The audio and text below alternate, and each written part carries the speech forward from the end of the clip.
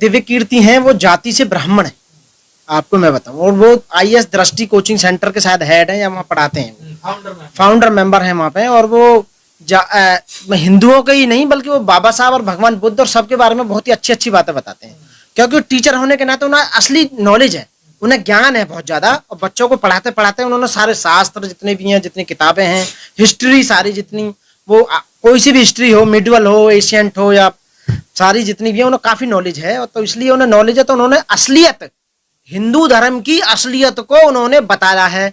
और जो सच्चाई बात बताएगा, जो सच्ची बात बताएगा यहाँ पर, वो दुश्मन है हिंदुओं का, आरएसएस का। जितने भी कट्टर आरएसएसवादी हैं, बीजेपी वाले हैं, वो ऐसे लोगों को बिल्कुल भी सहन नहीं कर सकते जो हिंदू धर्म के किसी देवी देवता या उनकी किताब या हिंदू धर्म के किसी भी जो उन्हें आगे बढ़ाने वाले जो भी तथ्य हैं उनके बारे में बात करेगा या बोलेगा या उनकी सच्चाई बताएगा, उन्हें वो दुश्मन नजर आएगा। तो इसलिए दिव्य कीर्ति जो है वो उन्हें इस समय दुश्मन नजर आ रहे हैं। और खासकर इसलिए दुश्मन नजर आ रहे हैं वो कि ये तो हमारी जाति का है, ब्राह्मण होने के बाद भी, एक ब्राह्मण जाति से होने के बाद भी फिर भी हिंदू धर्म को वो पूजने का मतलब बदनाम करने का काम कर रहा है।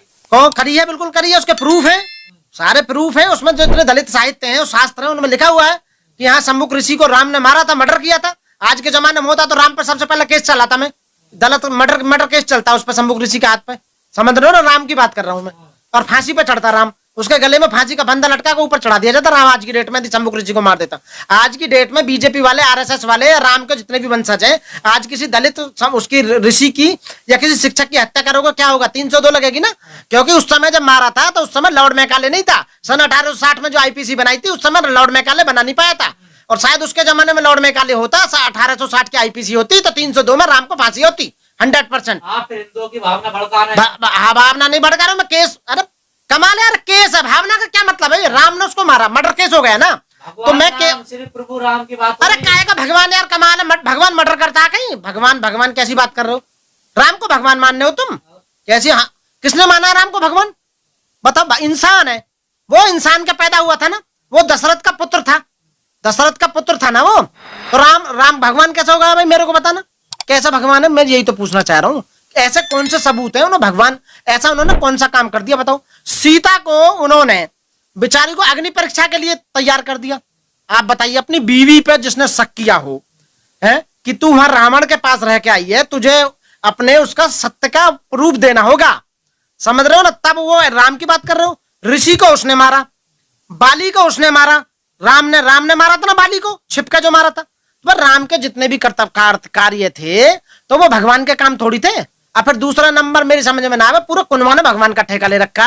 दशरथ भी भगवान, राम भी भगवान, शत्रुघ्न भी भगवान, लक्ष्मण भी भगवान, सीता भी, अरे पूरा खानदान ही भगवान है। कोई बचेगा बिना भगवान के ना? बताओ ना तुम, भगवान एक हो गए कि पूरा खानदान का खानदान भगवान? मतलब वो भी, मतलब राम भी भगवान, बाकी बहू भी भगवान, बाकी बाप भी भगवान, बाकी भैया भगवान, सारे भगवान ही है। मतलब पूरा खानदान ही भगवानों का परिवारवाद चल रहा है। तो बीजेपी नु का परिवारवाद नहीं होना चाहिए देश में, तो ये परिवारवाद भगवानों का क्या परिवार होते होंगे बताओ तुम? अच्छे कर्म थे ना। अरे मैं ये कह रहा हूँ, अच्छे हो या गलत हो, भगवान तो एक ही होगा ना। जनता ने भगवान मानती है। मैं तुम्हारे कहने से, जनता के कहने से मानो भगवान राम, ठीक है जी, राम भगवान थे।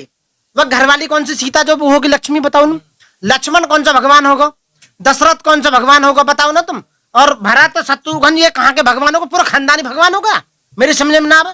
आप लोग सोच समझ कर हिंदुओं की भावना को भड़काते हैं, आप लोगों का षड्यंत्र है। इनकी भावना रबड़ की है भैया, पानी की बनी हुई है, बड़ी जल्दी गीली हो जाए ये है? एक बात बता, बहुत जल्दी भड़के हैं इनकी भावना। फंडिंग हो रही है क्या कहीं से आप लोगों को हिंदुओं की भावना भड़काने के लिए? फंडिंग तो बाबा साहब पहले कर गए हमें, जब 1950 में संविधान बनाया था तो फंडिंग संविधान में करके गए। आय के जितने भी साधन हैं सारे आरएसएस और बीजेपी के पास ही। तो आज की डेट में जितने संवैधानिक पद हैं वो सब बीजेपी के पास है।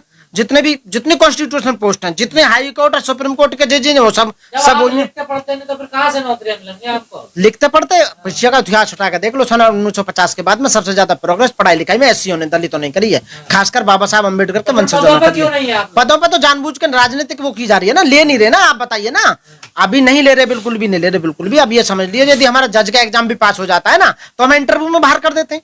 आप बताइए, सन 2000 से लेके और आज तक यूपी में एडीजे की जितनी वैकेंसी भरी है, मात्र 2 स्टूडेंट लिए हैं बस आज तक 22 साल में एडीजे की। कह दे के सुटेलो कैंडिडेट आ ही ना रहे। हिंदुओं के पीछे क्यों पड़ गए? उनके धर्म देवी देवताओं के पीछे? अरे हमारे जो तो उनके देवी देवता कहीं जाओ, हिंदू धर्म कहीं जाओ, हमें कोई मतलब ना भैया। हम गलत काम के पीछे हैं कोई भी आदमी देश में गलत करेगा, बाबा साहब ने कहा था कि जब भी आप गलत कहीं हो तो उसका विरोध करना।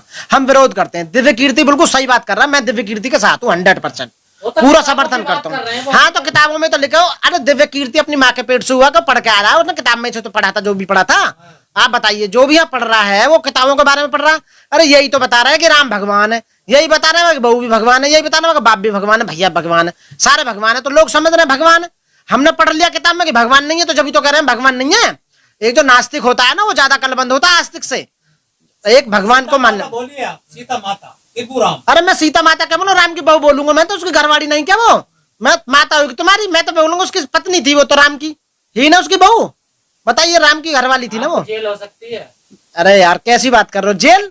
तो मैंने ऐसा भाई कौन सी बात बोल दी जो जेल हो जाएगी, बताइए। भगवानों के खिलाफ बोल रहे हैं उल्टे सीधे सब। पहले तो भगवान के प्रूफ ही ना देश के अंदर, जब ये कोर्ट में प्रूफ करेंगे कि ये भगवान है, पहले तो इन्हें हम तो कहना हम भगवान है तो बुला कर भगवान है, वो स्टेटमेंट देगा। भाई मेरी समझ ना आवे थी, मैं भगवान को बुरा बोलता हूँ। तो भगवान की दो औलाद है, एक तो मानने वाले, एक मेरे जैसे ना मानने वाले। तो भगवान के लिए दोनों बराबर है। अब मैं भगवान के लिए उल्टा बोलता हूँ, भगवान को गाली देता हूँ, तो मुझे भगवान दंड देगा या ये मेरा जो बराबर का भैया वो देगा मुझे दंड? यही तो शिकायत है उन लोगों की कि आप हिंदू देवी देवताओं का अपमान करते हैं, दूसरे धर्म के कुछ नहीं बोलते। अरे मैं इसलिए उनके अपमान करूं देवी देवताओं का, इसलिए वो कभी तो आएगा जमीन पे उतर के जो मेरे को दंडित करेगा, मारेगा मुझे। मैं उसे देखना चाहता हूँ भगवान को कितनी ताकत है उसके अंदर। बताओ, वो तो जो दूसरे आदमी जो बेचारे आहत हो रहे हैं वो तो मेरे भैया, वो मेरा भैया है। वो तो मेरे घर में एक भगवान को मानने वाला, एक नहीं मानने वाला, हम दोनों में आपस में लड़ाई हो रही है। तो भाई टीचर बिल्कुल सही इतिहास बता रहा है, जो सच्चाई है वो बता रहा है, इतिहास में देखा हुआ है सारा। ऐसा थोड़ी है। आहत गैंग है ये, जो जिनकी भावनाएं आहत हो जाती हैं, आपको नहीं लगता इनका कारण? अरे भैया कोई आहत नहीं होती, मलाई मार रहे हैं टोटल जितने भी नू कह रहा है। मेरे को बता दे किसकी आहत आ रही है? सबके अकाउंट भरे पड़े हैं। इतना मोटा माल लिया है, आय के साधनों पे इतना कब्जा कर लिया है, उन्हीं की आहत हो रही है। ये आहत जो उनकी जो भावना आहत हो रही है, जिस आदमी की भी भावना आहत हो रही है, ये समझ लो उसने मोटी मलाई मार रखी है भैया, पूरी मोटी मलाई मार रखी, लूट के खा लिया। बेईमान आदमी है, एक नंबर का बेईमान है, लूट का धर रखा होगा। अकाउंट छान लो, उसके नाम पे पेट्रोल पंप मिलेंगे, उसके नाम पर गैस एजेंसी मिलेंगे, स्कूल मिलेंगे, इंस्टीट्यूट मिलेंगे। खादाइश प्रतिज्ञा आज की ली, वो 14 अक्टूबर 1956 को बाबा साहब ने ली थी वो। और वो जो है इनके केंद्र सरकार का जो वो डिपार्टमेंट है अम्बेडकर फाउंडेशन, उनके जो मंत्री हैं उन्होंने भी छपाई थी, वो किताबों में छपी पड़ी है। हमको अपने पास से लेकर आए उन्हें बना के 22 प्रतिज्ञा ने, वो बाबा साहब ने ली और सदा से ली जा रही है, तो हमने ले ली। तो आप लोगों को दबाव बना रहे हैं ना? किस चीज का दबाव बना रहे हैं? प्रतिज्ञा लीजिए, 22 प्रतिज्ञा वापस लीजिए। ना अपनी मर्जी से ले रहे हैं, अपनी खुशी से ले रहे हैं, सारा जो ले रहे हैं, कोई प्रॉब्लम नहीं है। आज सुप्रीम कोर्ट भी खतरे में पड़ गया है। सुप्रीम कोर्ट चिंतित है, वो ये कह रहा है कि सरकार से, सेंट्रल गवर्नमेंट से, आज के पेपर में पढ़ी कि इस पे कानून लीजिए, जबरन धर्म परिवर्तन नहीं होना चाहिए। सुप्रीम कोर्ट को चिंता होने लगी है। जब 10% ईवीएस सुदामा कोटा देने के बाद भी सुप्रीम कोर्ट के जज संतुष्ट नहीं हुए, तो वो चाह रहे हैं कि सरकार से ऐसा कानून बने जैसे कि भाई जबरन धर्मांतरण। अरे जबरन को धर्मांतरण लेता होगा, अपनी खुशी से धर्मांतरण करते हैं जो भी आदमी करते हैं। आप बताइए, कोई मोहम्मडन बनना है, कोई ईसाई बनना है, कोई बौद्धिस्ट बनना है, कुछ भी बनो।